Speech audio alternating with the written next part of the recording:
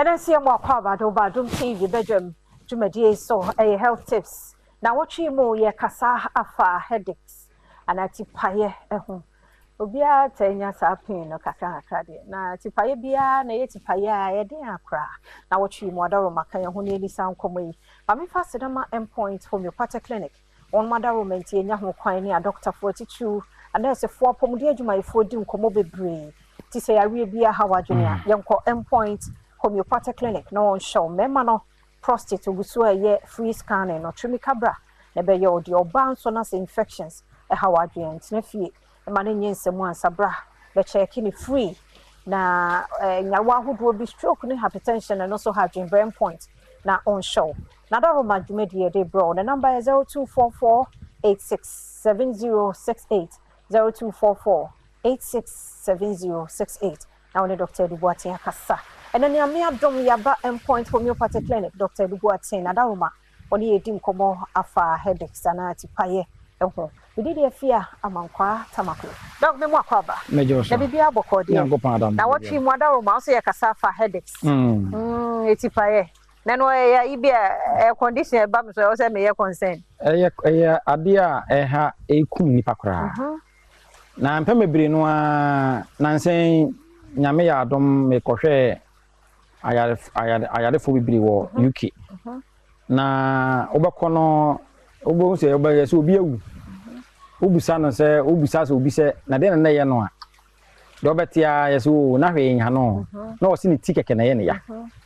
ye man mu kora ye wo ha yi bibiri no a na obi anya stroke oh na o se hwe nya no ade a chen ya oh yes obi awu pofrimu eno ya na mhia no eno oh mapa yi last week ya me ne kwakọ hia yi ase hwenya no na busa na adofo eben no ne yere mo ne mamo a do maka je papa de ne de won so ante eti ade na nti amaye hunu se de bebre nti ase ne se eti aye na is true se obi ti pae no a ade a kire se eti pae ansansa enya yade ne momo yade bi sunsu anso ena mani pada se ni ti pae no okay yade sunsu anso timi kofa eti pae ba na yade bebre nti ye ti pae a ye wo ti pae be 150 types of eti pae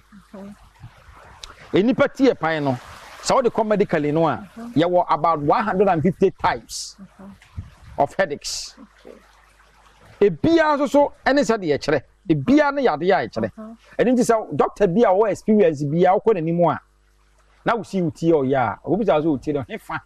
side na ye wo ya obu ha bo tana ni ti no bia na ni side ana mama so ene ye ne ya ye wo de kire obu ha bo tana tiko ene ye ne ya e wo de kire obu ha ni ti no ni ti dua ni nyina na ye ne ya e wo de kire obu ha ni ti yade no e ba na once e ba ni ga within a short time ko eno so yade ye kire obi o ha ni ti yade no e wo ni ti no fa se bonkum ana se nifa e dwa no ga half side headaches eno so wo de ye kire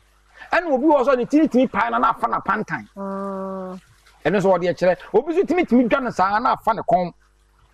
na ne kon ne shoulders na no aye eno so e wo de ye kire obi o so ni ti no asa de e home tini pain tsa de ehome no